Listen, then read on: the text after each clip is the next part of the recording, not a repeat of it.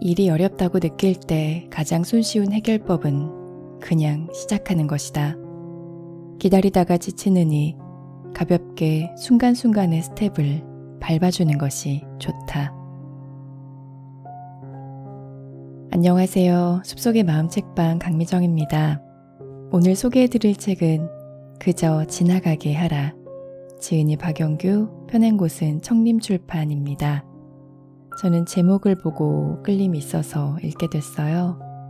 이전에 마이클 싱어의 책도 여러 번 소개를 해드렸지만 요즘 제가 노력하는 것이 삶에서 일어나는 일이나 감정들을 저항 없이 있는 그대로 받아들이고 흘려보내는 연습이거든요. 그런 끌림에서 읽게 되었는데 좀 더 마음을 비우고 흐름대로 살아가는 인생의 지혜를 얻게 된 것 같아요. 인문학자인 저자는 한때 대학에서 가르치기도 하고 공직생활도 하고 정당 대변인실에서 논평을 쓰기도 하면서 치열한 삶을 살아왔다고 하는데요. 60이 넘어 지나온 삶을 반추하면서 좀 더 단순하고 간소하고 소박하게 살고자 하는 마음으로 이 책을 썼다고 고백합니다. 노자가 말하는 비움의 미학, 노자의 도덕경을 우리 삶에 접목해서 단순하고 자연스럽게 삶의 중심을 잡는 법을 알려줍니다. 책을 읽고 또 들어보시면서 우리 삶이 간소해지고 명확해지는 경험에 다가가길 바랄게요. 인생은 불완전하기 때문에 아름답다. 가장 완벽한 계획이 뭔지 알아? 무계획이야. 다 계획대로 되지 않는 게 인생이거든. 영화 기생충. 아내는 마블 영화를 좋아한다. 나는 기껏해야 아이언맨 정도만 봤는데 아내는 거의 모든 마블 영화를 다 봤다. 마블 영화의 역사와 주인공들의 캐릭터를 줄줄 꿰고 있다. 인생의 전반기에 내가 골프채를 메고 주말마다 나갈 때 아내는 극장에 가서 마블 영화를 봤다. 덕분에 요즘은 나도 아내의 취향에 맞춰 가끔 함께 영화를 보러 간다. 샹치와튼 링즈의 전설, 이터널스, 닥터 스트레인지, 대혼돈의 멀티버스 같이 요 몇 년 사이에 개봉한 마블 영화도 그렇게 보게 됐다. 마블 영화에서 흥미로운 부분은 영화에 등장하는 영웅들이 처음부터 영웅은 아니었다는 점이다. 아이언맨의 주인공은 알코올 의존증이었고 스파이더맨의 주인공은 공부벌레에 여성 울렁증이 있는 소심한 남자였으며 캡틴 아메리카의 주인공은 키가 160cm에 불과해 입대를 거절당한 아웃사이더였다. 그들은 단점을 극복하는 과정에서 영웅으로 탄생했다. 처음부터 그들이 영웅이었다면 정의를 위해 싸우는 사람이 되지는 못했을 것이다. 그저 자신에게 주어진 부와 권력을 누리면서 살아갔을지 모른다. 우리도 마찬가지다. 세상에 완벽한 사람은 아무도 없다. 완벽해진다는 것 자체가 망상이다. 완벽해지려고 노력하는 사람은 세상에서 가장 불행하다. 다른 노력은 아무리 많이 해도 괜찮지만 이것만큼은 쓸데없는 노력이다. 에너지 낭비, 시간 낭비다. 인간으로 태어나서 완벽한 신이 된다는 것은 불가능한 일이다. 야구에서 아무리 뛰어난 타자라도 10번에 7번은 아웃을 당한다. 하지만 중요한 것은 그에게 기회가 계속해서 주어진다는 사실이다. 이번 타석에서 아웃을 당해도 다음 타석에 또 들어설 수 있다. 그렇게 주어진 10타석 가운데 3타석에서 안타나 홈런을 치면 영웅이 되고 그런 기록이 쌓이면 전설로 남는다. 우리 인생도 그렇다. 10번 가운데 3번만 잘해도 된다. 그 정도면 인간으로서 충분하다. 하지만 10번 다 잘하지 못한다고 자신을 자책하는 사람들이 의외로 많다. 나도 그랬다. 노자는 이렇게 말한다. 크게 고든 것은 조금 굽은 듯하고 뛰어난 솜씨는 조금 서툴러 보이고 훌륭한 말은 조금 어눌해 보인다. 위대한 예술 작품들만 봐도 노자의 말을 이해할 수 있다. 모나리자는 미소와 눈썹에 부족한 부분이 있어 더욱더 신비롭고 비너스는 양팔이 없어 오히려 균형이 맞는다. 슈베르트의 미완성 교향곡은 미완성이라 더 매력적이다. 역사에서 우리가 영웅으로 기억하는 인물 가운데도 완벽한 사람은 없었다. 율리우스 카이사르나 알렉산더 대왕, 나폴레옹 보나파르트는 모두 하나 이상의 인간적 흠이 있었다. 카이사르는 사람을 너무 쉽게 믿었고 알렉산더 대왕은 거꾸로 사람을 너무 믿지 못했다. 나폴레옹은 키가 무척 작았고 아랫사람들에게 화를 잘 냈다. 현대 문명과 단절한 채 전통적인 공동체를 이루고 사는 아미시 교도들은 자신들이 만든 퀼트 제품에 일부러 어울리지 않는 천조각 하나를 넣는다고 한다. 완벽한 제품은 성령만이 만들 수 있다는 가르침을 잊지 않기 위해서다. 포드와 크라이슬러에서 최고 경영자로 활약했던 전설적인 경영인 리 아이아우카는 자서전에서 자신은 의사결정이 필요할 때 어느 정도 확신만 있어도 실행에 옮겼다며 모든 것이 완벽해질 때까지 기다리기만 하는 이야말로 사람을 미치게 만드는 부류라고 말했다. 아무리 유능한 사람이라도 모든 일을 완벽하게 해낼 수는 없다. 어떤 일이든 한계가 있는 법이다. 중요한 것은 그걸 인정하고 수용하는 자세다. 자신의 부족함을 부끄러워할 필요는 없다. 그저 있는 그대로 드러낼 용기를 가지면 다음부터는 더 잘할 수도 있다. 완벽은 최고의 자학이다. 예쁜 아기 코끼리가 앞을 지나가면 얼른 코끼리 등에 타야 한다. 조금 더 멋지고 큰 코끼리가 오면 타야지 하고 보내는 것은 나에게 주어진 기회를 스스로 걷어차는 것이다. 완벽한 때란 없다. 지금이 나에게는 가장 완벽한 타이밍이다. 타석에 들어선 타자가 다음 타석에서 더 좋은 안타를 치기 위해 투수가 던지는 공을 쳐다보기만 하는 것만큼 어리석은 일이 어디에 있겠는가. 설사 안타를 못 친다 해도 자신에게 날아오는 공에는 무조건 배트를 휘둘러야 한다. 많은 철학자 중에 내가 니체를 특히 좋아하는 이유도 바로 여기에 있다. 니체는 다음 기회를 노리라고 말하지 않는다. 무도회장에 나가면 무조건 몸을 흔들면서 춤을 추라고 말한다. 그렇게 현재에 충실한 삶을 최고의 삶이라고 말한다. 예전에 나는 좀 더 연습해서 부끄럽지 않은 솜씨를 갖췄을 때 몸을 흔들어야지 하고 남들이 춤추는 모습을 바라보기만 했다. 그러나 이제는 무조건 몸을 흔든다. 그게 개다리 춤이 됐든 고고가 됐든 부끄러워하지 않는다. 인생은 실수가 있어 더 아름다운 법이다. 이제는 조금 부족한 듯 느슨하게 사는 것이 좋다. 일이 어렵다고 느낄 때 가장 손쉬운 해결법은 그냥 시작하는 것이다. 아무리 어려워 보여도 뭐든 끄적거리다 보면 실마리가 나온다. 인생이란 오래 살고 싶다고 해서 오래 사는 것도 아니고 사실 오래 사는 게 중요한 것도 아니므로 하루를 살더라도 마음 편하게 사는 게 중요하다. 그러려면 주어진 일을 무겁게 선택할 필요가 없다. 기다리다가 지치느니 가볍게 순간순간의 스텝을 밟아주는 것이 좋다. 식물원 산책길에서 만나는 해는 할 일을 마치면 서산으로 넘어간다. 나도 그럴 것이다. 내게 주어진 소임을 마치면 언젠가 서산으로 넘어가야 한다. 그때까지는 단순하게 살고 싶다. 평범하고 소박하게 느낌과 의지대로 자연스럽게 살고 싶다. 그 누구도 내 삶을 대신해서 살아줄 수 없기에 나답게 살다가 지는 해를 따라 서산으로 넘어가고 싶다. 삶은 단순하게, 밥상은 소박하게.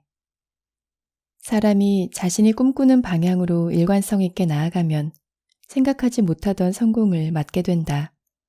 그때 그는 과거와 단절한 후 눈에 보이지 않는 경계선을 넘게 된다. 그가 자신의 삶을 단순하고 소박한 것으로 만들면 만들수록 우주의 법칙은 더욱더 명확해진다.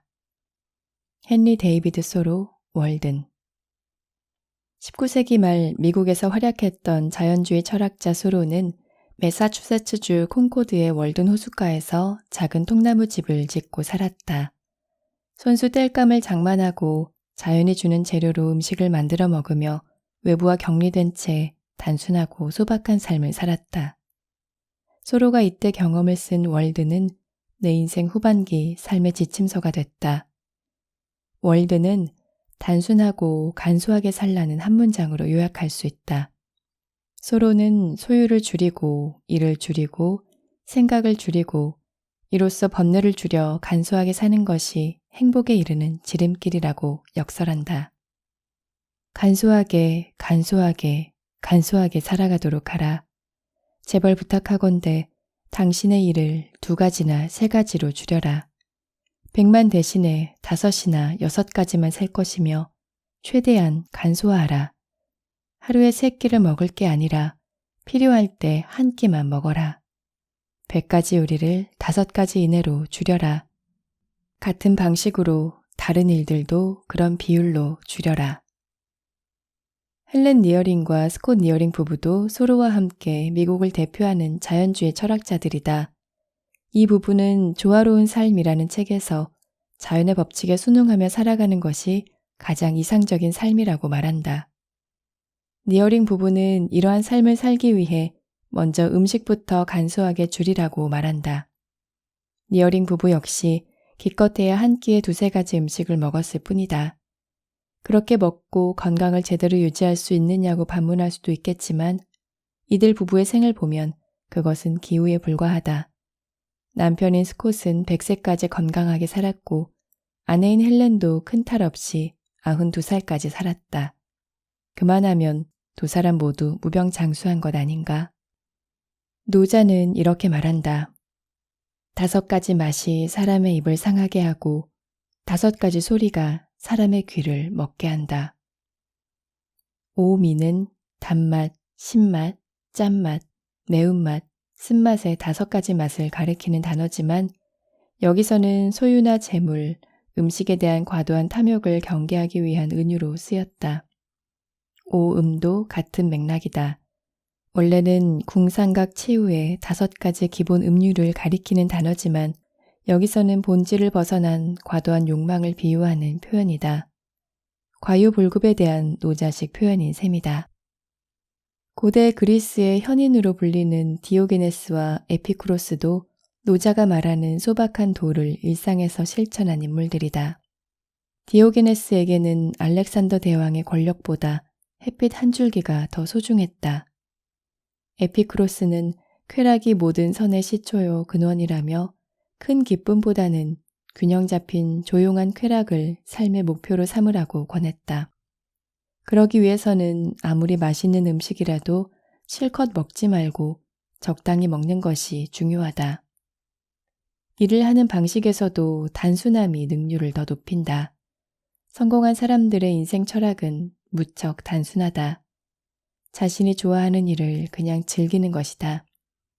어린아이들처럼 단순한 마음으로 일을 즐기는 사람이 성공할 가능성이 높다는 것은 동서고금의 진리다.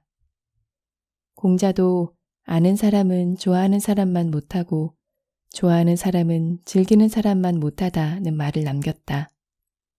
요즘 내 삶은 무척 단조롭다. 아침 6시경에 일어나 교육방송에서 하는 영어 프로그램을 1시간 동안 청취하고 오전에는 글을 쓰고 오후에는 주로 책을 읽는다. 영어 공부는 필요해서라기보다는 아침 시간을 효율적으로 보낼 수 있는 쉽고 간단한 루틴으로 선택했다. 독서와 집필에 많은 시간을 할애하는 것은 일 삼아 재미 삼아 하는 것치고 그보다 더 큰 낙을 주는 일이 없기 때문이다. 한동안은 음주와 골프가 가장 큰 낙이었는데 어느 날 술병과 스코어 카드는 갑으로 남길 수 없지만 저서는 갑으로 남길 수 있다라는 생각이 들어 마음을 고쳐먹었다. 독서도 범위를 좁혔다. 과거에는 무조건 많이 읽었지만 요즘은 마음의 양식이 되는 책 위주로 여러 번 반복해서 읽는다. 지식을 많이 습득하는 것보다는 삶을 천천히 여유롭게 사는 데 도움이 되는 책을 읽는 게 더 끌린다. 그렇게 범위를 좁히다 보니 도덕경과 장자, 주역 등은 30번을 넘게 읽었다. 이 밖에 법정 스님이나 류시와 시인의 저서, 톨스토이 전집, 월든, 에밀 같은 책들이 머리맡에 자주 머무르는 이유도 거기에 있다. 니어링 부부의 가르침대로 먹는 것도 단출한 집밥 위주다. 최근 허준의 동의보감을 읽은 후 니어링 부부의 조화로운 삶을 다시 읽어보니 구구절절 옳은 말이라는 사실을 새삼 깨닫는다. 많이 먹어 탈이 나는 경우는 있어도 적게 먹어 탈이 나는 경우는 없다는 것이 허준의 음식 철학이다. 기름진 음식보다는 소화가 잘 되는 채소 위주의 음식을 조금씩 먹는 게 건강에도 좋다는 가르침 하나만 잘 실천해도 큰 탈 없이 행복하게 살 수 있을 것 같다. 서양 의학의 아버지로 불리는 히포크라테스도 음식으로 고치지 못하는 병은 약으로도 못 고친다라고 하지 않았던가. 동서양을 막론하고 단출하고 소박한 밥상은 최고의 보약이자 최고의 건강 비결이다. 단순하게 산다고 해서 소로나 니어링 부부처럼 반드시 산속에 들어가서 통나무집을 짓고 살아야 하는 것은 아니다. 두웨인 엘진이 단순한 삶에서 말한 것처럼 단순하게 사는 것은 세상과 단절되지 않은 채 빈부의 격차와 생태계 파괴라는 현대 문명의 위기를 극복할 수 있는 일종의 문화운동이다. 단순함이 삶의 집중력을 높인다. 존재하는 사물들은 어떤 필연성 없이 증대시켜서는 안 된다. 적은 것으로 행할 수 있는 일을 많은 것으로 행하는 것은 부질없는 일이다. 윌리엄 오컴. 어떤 사실 또는 현상에 대한 여러 설명 가운데 논리적으로 가장 단순한 것이 진실일 가능성이 높다는 원칙을 오컴의 면도날이라고 한다. 합리적인 추론을 위해서는 본질과 상관없는 불필요한 가정을 면도날로 자르듯이 깨끗하게 제거해야 한다는 의미로 단순성의 원칙으로도 불린다. 예를 들어 태풍이 분 다음 날 지붕에 덮개가 날아갔다면 바람이 세서 덮개가 날아갔다는 가정과 누군가가 태풍을 틈타 몰래 지붕 위로 올라와서 덮개를 가져갔다는 가정 가운데 전자가 더 진실에 가깝다는 것이다. 오컴의 면도날에 따라 더 간결한 논리이기 때문이다. 자연현상에도 이러한 단순성의 원리가 적용된다. 자연은 입자의 질량, 속도, 이동거리 등을 최소로 유지하는 방향으로 작용한다. 근대 프랑스의 과학자 피에르 모페르티가 발견했기 때문에 그의 이름을 따서 모페르티의 법칙으로 불린다. 자연은 열심히 일하지 않는다. 즉 자연은 게으르다는 것이 모페르티가 밝혀낸 자연의 작동 원리다. 노자가 말한 무의자연의 과학 버전인 셈이다. 삶이 행복해지는 비결도 무척 단순하다. 이것저것 생각하다 보면 고민은 눈덩이처럼 불어난다. 하지만 단순하게 생각하면 세상은 한없이 단순해지고 고민거리도 줄어든다. 무엇을 할까 결정하는 기술보다 무엇을 하지 않을까를 결정하는 기술이 행복에 더 필요한 요소다. 많은 것을 하려는 생각을 버리고 중요한 것 한 가지에 집중하면 삶이 행복해진다. 정리 전문가 곤도 마리에가 말한 것처럼 그러기 위해서는 언젠가는 쓰겠지 하는 마음으로 쟁여둔 물건과 설레지 않는 물건들, 소용이 다한 물건들은 미련 없이 버릴 줄 아는 지혜가 필요하다. 심리학자 윌리엄 제임스도 현명해지는 기술은 무엇을 무시해도 되는지를 아는 기술이라고 말했다. 단순하게 사는 것의 가장 큰 장점은 집중이다. 먹을 것, 입을 것, 신을 것, 사는 곳을 단순하게 만들면 자신이 진짜 좋아하는 일에 더 집중할 수 있다.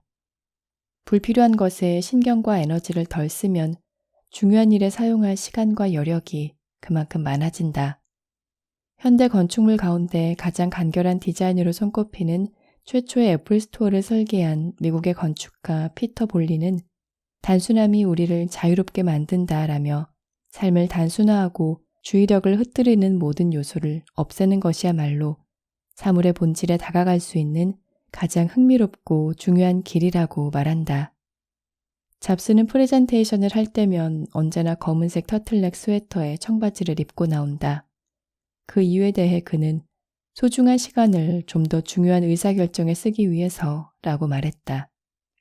지나치게 복잡하고 많은 것에 집착하는 것은 스스로 도에서 멀어지는 행위이며 노자는 이러한 인간의 어리석음을 여식최행, 즉 먹다 남은 음식 찌꺼기와 군더더기 행동에 비유했다.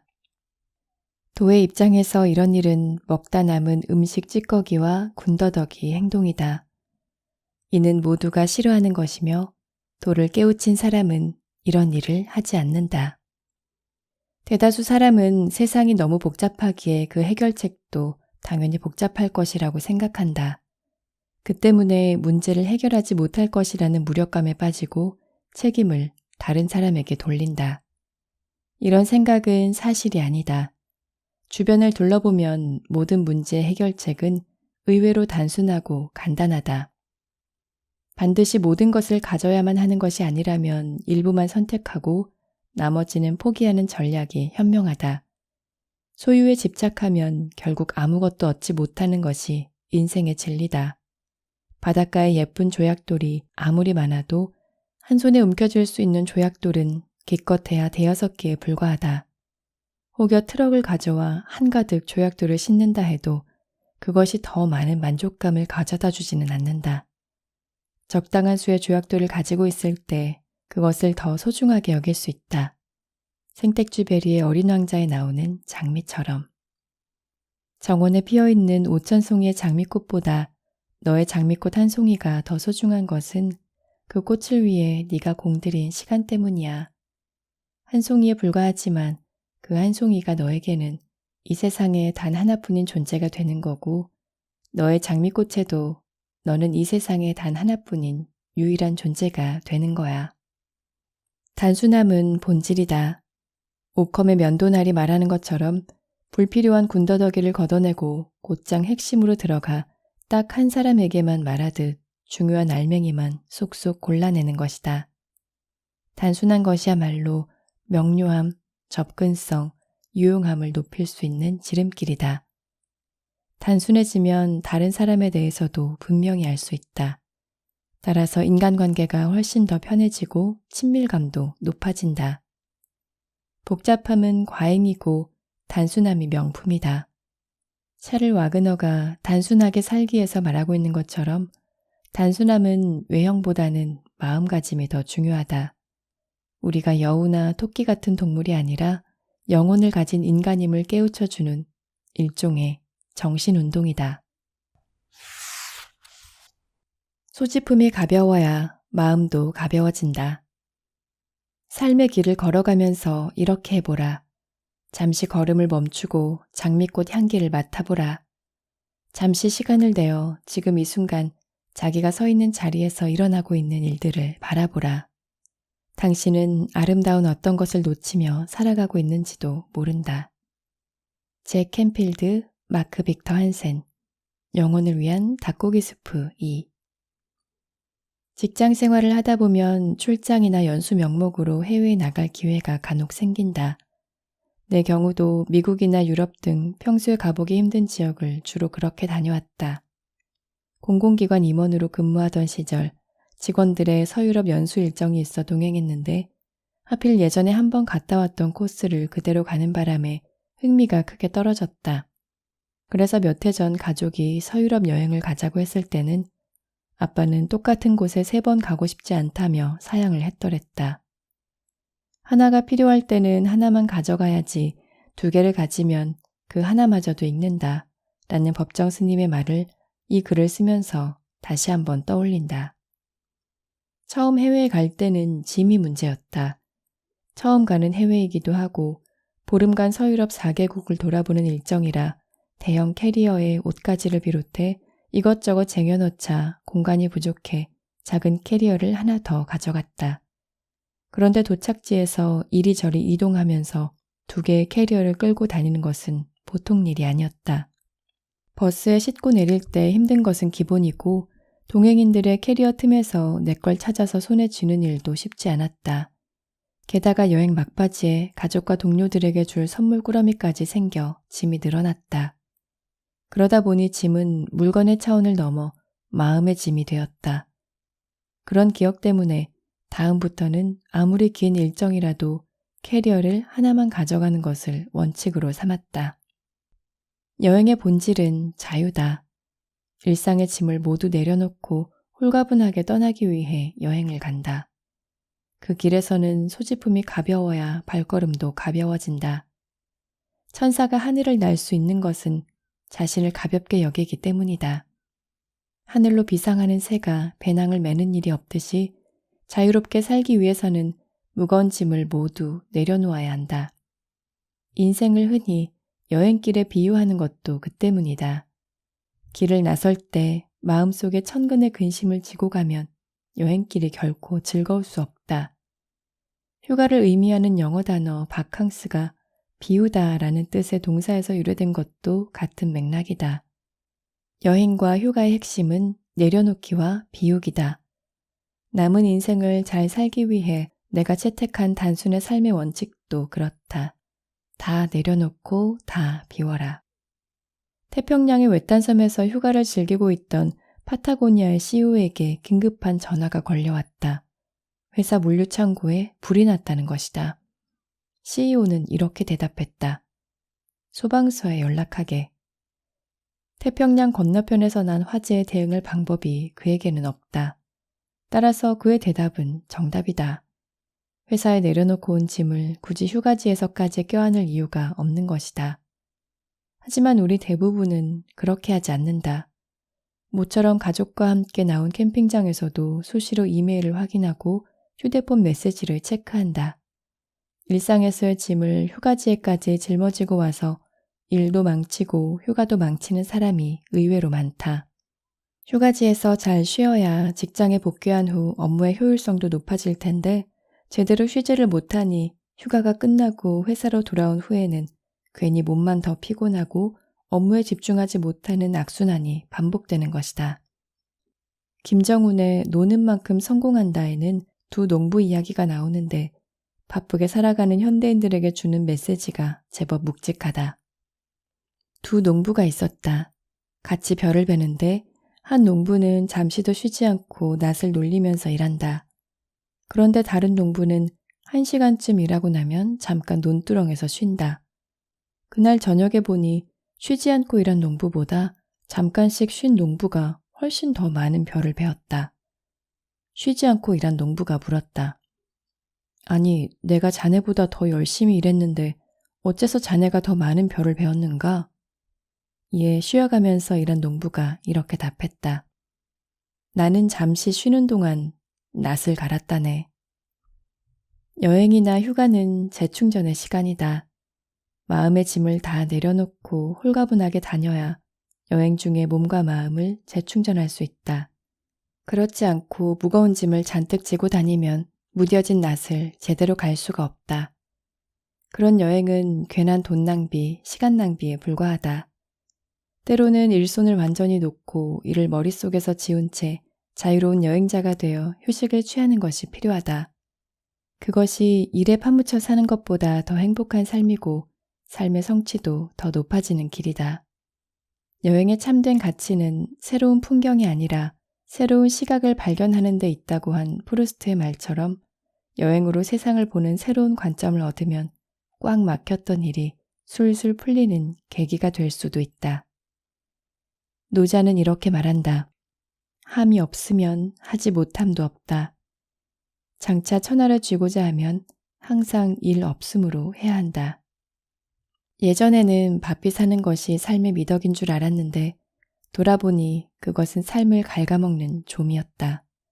소로의 말처럼 배가 고프기도 전에 굶어 죽을 각오부터 하는 어리석은 일이었다. 게으름이나 나태함은 삶에서 추방해야 할 악덕이 아니라 휴식으로 잘 활용해야 하는 꼭 필요한 요소다. 가는 방향만 옳다면 속도는 중요하지 않다. 그동안 빠르게 달리느라 놓쳐버린 많은 것을 앞으로는 천천히 음미하면서 살고 싶다. 밤하늘의 별도 좀 더 자주 쳐다보고 꽃들에게 더 자주 눈길을 주고 길고양이들을 만나면 인사도 건네면서 살고 싶다. 네, 오늘 낭독은 여기까지입니다. 들으시면서 마음이 조금 가벼워지셨나요? 혹은 무언가를 좀 내려놔야겠다고 다짐한 게 있으셨나요? 저는 저자가 소개한 노자의 이 말이 와닿았어요. 크게 고든 것은 조금 굽은 듯하고 뛰어난 솜씨는 조금 서툴러 보이고 훌륭한 말은 조금 어눌해 보인다. 저는 원래도 완벽주의자는 아니지만 어려운 한 걸음을 떼기 위해 기다리고 긴장하기보다 책에서 말한 것처럼 그저 가볍게 순간순간의 스텝을 밟고 싶다는 생각이 들었습니다. 오늘도 숲속의 마음 책방에 찾아주셔서 고맙습니다.